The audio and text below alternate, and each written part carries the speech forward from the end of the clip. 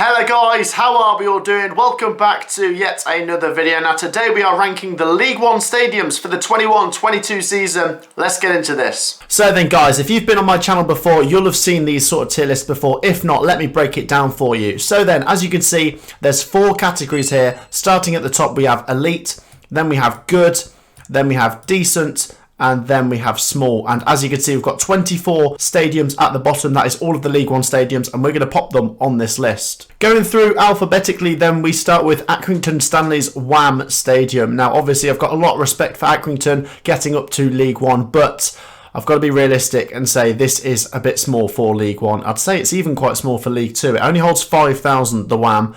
And like I say, respect to Accrington, but I'm going to start by putting this stadium in the small tier. I'm sure you can have a good away day there, but the stadium itself is quite a small one. Next then is AFC Wimbledon's Plough Lane, another stadium which you could say is quite small, but not quite as small as Accrington's. This one holds about 9 or 10,000, and I have a lot of respect for the AFC Wimbledon fans, what they've been through over the last sort of 10, 15, 20 years. They've been on a real journey.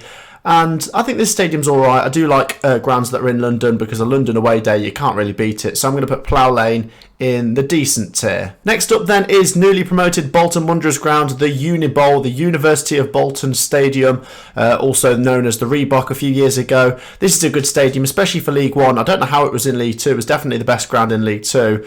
I'm going to put it in elite. Maybe not my favourite in this division, but I still think it's one of the better grounds, and I've had a good few away days there, so I'm going to put it in elite. Next up then is Burton Albion, and don't get me wrong, I have had a few good away days here, but the stadium itself, once again, is on the small side. I think it's just under 7,000 capacity. I know they're not a massive club, so they won't have a massive fan base, but when a big club comes with their away fans, they can't really get too many in there. I think there's about 1,000 away seats, or standing, or whatever it is.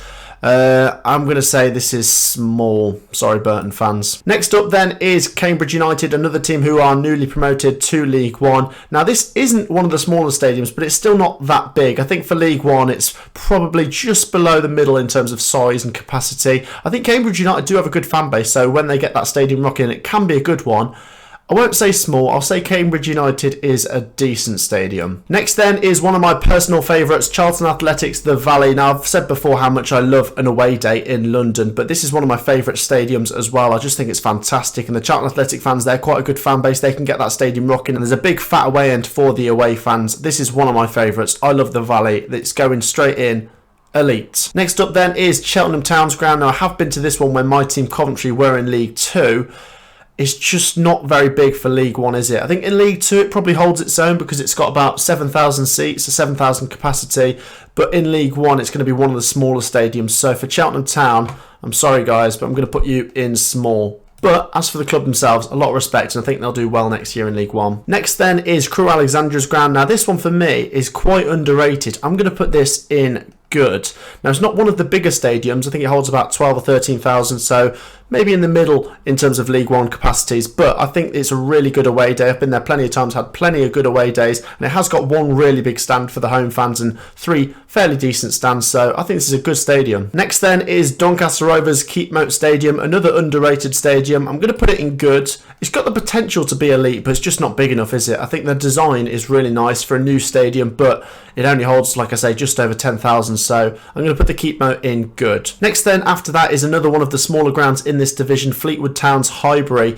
Now, out of the small grounds, this is one of my personal favourites, because I love the design of it, and the away end's quite cool, and one of the home stands is actually really nice, but I've got to be realistic. The capacity is just over 5,000, so it's not a big one. I'm going to put Highbury in small. Next up then is Gillingham Football Club's ground. Now, this one's quite a decent one. I would probably put it in good if the away end had a roof. It doesn't, so it's quite a bit of a disappointing one when you're a away fan and it rains.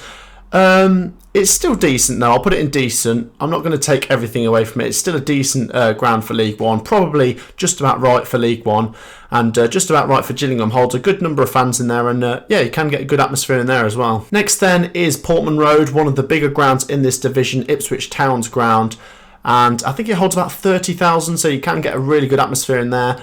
I really like the look of this stadium.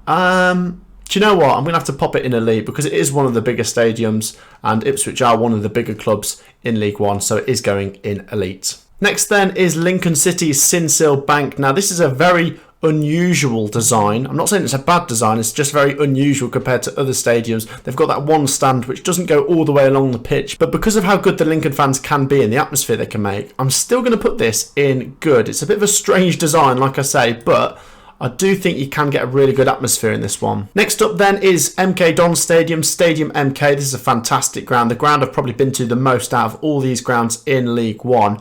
And yeah, you can really get thousands and thousands in that away end. As a Coventry fan, we've brought thousands so many times. I think we've brought 7,000 before. We've brought 8,000 before. Obviously, clubs like Sunderland and Ipswich and all the big clubs in League One will bring loads of fans to this one. The only downside is MK Dons don't fill it out. Obviously, their fan base, they don't get too many home fans in there. I think they average, 7,000 or 8,000 of their own fans in there. And the ground holds about 30,000. But I won't take anything away from the stadium itself. It is a fantastic facility, and I'm going to put it in elite. After that, we have Morecambe FC's ground. This one holds just over 6,000, and once again, unfortunately, I'm just going to put it in small.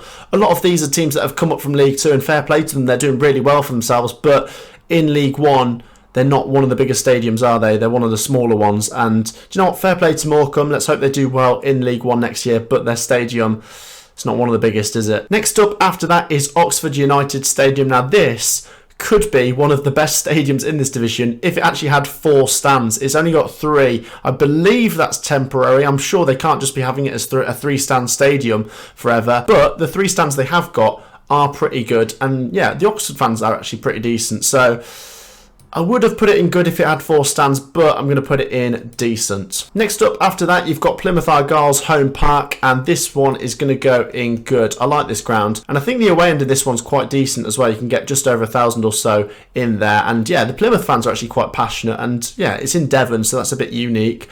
Yeah, I'm going to put it in good. And then next up after that is Fratton Park, where I've probably had one of my best away days as a Coventry fan. This one is going straight in elite. This is fantastic. Even as an away fan, you've got to appreciate how good the home atmosphere is inside this stadium. The Portsmouth fans can be passionate. They usually sell this one out. It holds just about 20,000 in there, and it's a proper old school stadium as well. This is one of my favourites. Fratton Park is definitely elite. Next up is Rotherham United, obviously coming back down from the Championship. Now, I have been to this one before. Yeah, very nice stadium.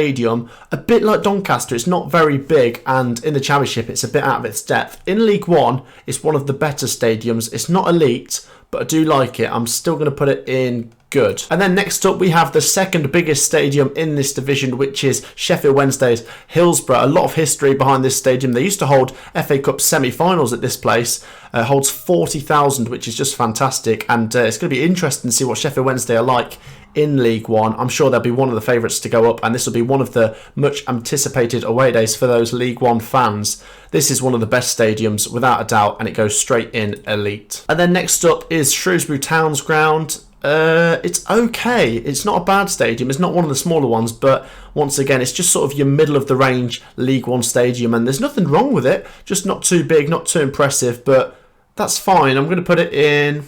this is a tough one. I'm going to put it in decent. It's a decent stadium. And then next up is the biggest stadium in this division. The Stadium of Light, Sunderland's ground, holds just under 50,000, which is ridiculous for a League One club. This one, without a doubt, has to go in elite. The Stadium of Light, just fantastic. The away end is in the heavens. Honestly, I've had some great away days here, especially as a Coventry fan. We've won 5-4 at this ground before. Fantastic. And yeah, the home fans, they can really get a good atmosphere going as well. So the Stadium of Light, for me, undoubtedly elite. Next then is the DW Wigan Athletics ground. I really like this one as well. I really want to put it in elite, but I've got so many stadiums in there now.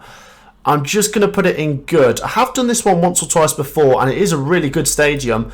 They don't usually sell it out, especially in League One, but they can still have a good atmosphere, the Wigan fans, so I'm going to put it in good. It's a good stadium. And then finally is Wycombe Wanderers Adams Park. Now, this was obviously one of the smallest stadiums in the Championship, and in League One, it's probably about right. I'm going to put it in decent. I think it's a decent stadium, not a bad away end, and yeah, not a bad away day. Thank you for watching today's video, guys. If you have enjoyed it, please do leave a like. Let's set a like target of 60 likes today. Subscribe to the channel if you are new, and we'll see you in the next video. Peace out.